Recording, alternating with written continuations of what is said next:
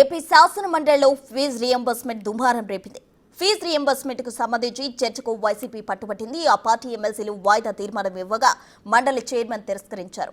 దాంతో chairman podium ముట్టడించి ఆందోళనకు దిగారు వైసీపీ నేతలు. వెంటనే చర్చకు అనుమతించాలంటూ నినాదాలు చేశారు. చైర్మన్ విజ్ఞప్తి చేసినా ప్రతిపక్ష సభ్యులు వెనక్కి తగ్గలేదు. దాంతో సభలో గందరగోళం నెలకొనడంతో కాసేపు వాయిదా వేశారు చైర్మన్.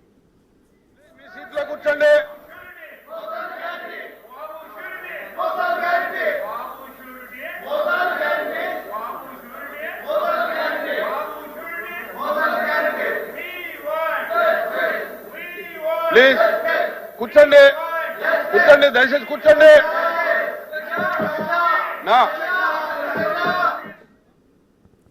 ఫీజు రియంబర్స్మెంట్ బకాయిలపై ఏపీలో డైలాగ్ వార్ నడుస్తోంది. ప్రభుత్వం అధికారంలోకి వచ్చి 10 నెలలు గడుస్తున్నా బకాయిలు చెల్లించలేదని జగన్ ఆరోపించగా మంత్రి లోకేష్ కౌంటర్ ఇచ్చారు.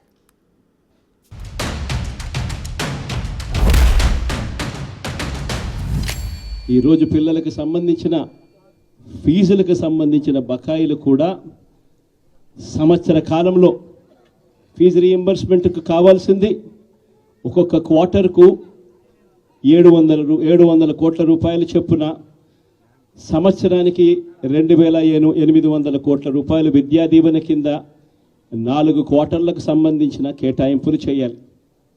అంటే 2800 కోట్లు.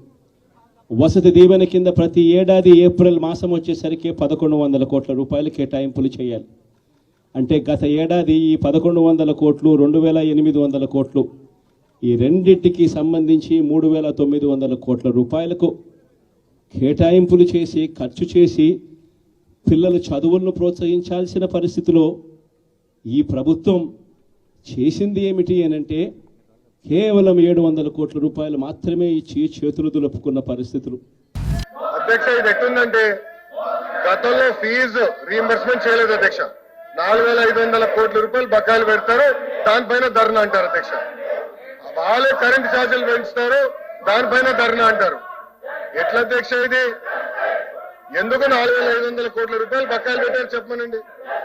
డిస్కస్ చేద్దాం అధ్యక్ష. చర్చకి సిద్ధంగా ఉన్నాం. షార్ట్ డిస్కషన్ ఉంది, దానిపైన చర్చిద్దాం అధ్యక్ష. అన్ని విషయాలు చర్చిద్దాం. ఫీ రీఎంబర్స్మెంట్ గురించి మాట్లాడదాం, వాళ్ళ వల్ల ఎన్ని ఉద్యోగాలు పోయినా మాట్లాడదాం. చర్చకి ప్రభుత్వం సిద్ధంగా ఉంది.